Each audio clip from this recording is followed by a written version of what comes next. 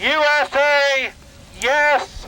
MLK, no. The man in this video was one of the most vocal white supremacists of all time. His name, Richard Barrett. He wanted African Americans sent back to Africa. He also railed against homosexuals. But today, Barrett is silent. Murdered, says this man, because Barrett propositioned him for sex. Police say Vincent McGee, an African American ex-con, confessed to the crime. Imagine the irony if it's true. A nationally recognized racist murdered for propositioning a black man for sex. Early in the morning, April 22nd, police say a neighbor noticed smoke coming from Barrett's home and called 911. Authorities found his body in the kitchen. He had been burned over 35% of it. Investigators say he had also been stabbed 16 times, mostly in the upper chest and neck. The home set on fire to cover up the crime. McGee is charged with arson and capital murder. He could face the death penalty but hasn't entered a plea. In court, details of McGee's confession were made public for the first time. They got into an argument about the money, said that Barrett dropped his pants and asked him to perform a sexual act. Said he got upset, grabbed a radio in the laundry room, struck Barrett several times, grabbed a knife from the kitchen and began stabbing him, tied a belt around Barrett's hands, and then during the struggle he just stabbed him until he quit moving. Mike Scott is McGee's defense attorney.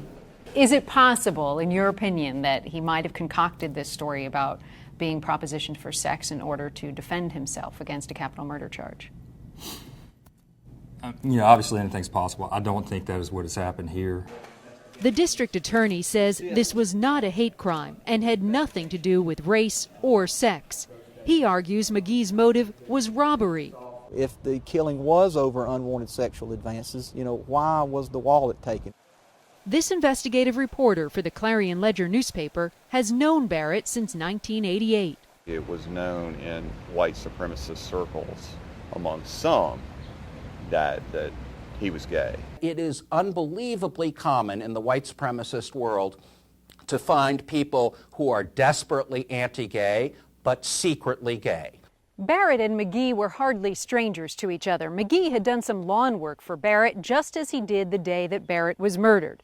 They both lived right here in this racially mixed neighborhood, just 3 homes apart. McGee lived with his mom. In fact, it was at McGee's mother's house, right here in the carport, that police say they discovered sneakers covered in soot and the missing top to a gas can that they had found at Barrett's home. Police say McGee is cooperating, that he even led them to what they believe is the murder weapon. But did Vincent McGee really use that bloody knife to fight off sexual advances, or was this cold-blooded murder? Randy Kay, CNN, Pearl, Mississippi.